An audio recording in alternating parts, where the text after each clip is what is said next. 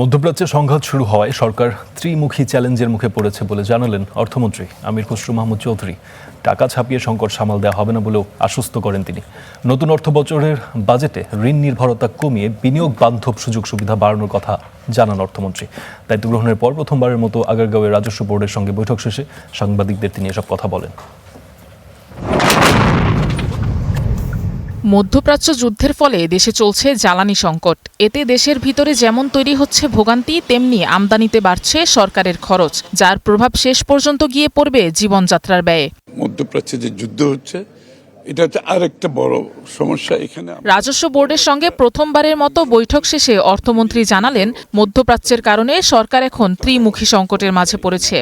বড় একটা অংশ এখানে আমাদেরকে খরচ করতে হচ্ছে, এক্সট্রা অতিরিক্ত দামে আমাদের জ্বালানি কিনতে হচ্ছে, এটা আবার তার উপরে। সুতরাং একটা থ্রি ওয়ে চ্যালেঞ্জ আর কি, অনেক বড় চ্যালেঞ্জ।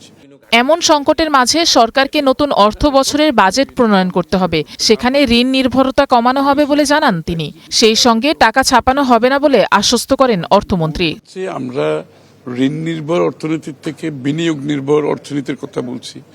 আমরা টাকা ছাপাতে চাচ্ছি না। তো এটা করতে গেলে তো আমার বিনিয়োগের যাতে আকৃষ্ট হয়, বিনিয়োগ যাতে আকৃষ্ট হয়, দেশি বিদেশি, এবং তার মাধ্যমে কর্মসংস্থান যাতে সৃষ্টি হয়, তো সেটা মাথায় রেখে বাজেটটা করতে হবে।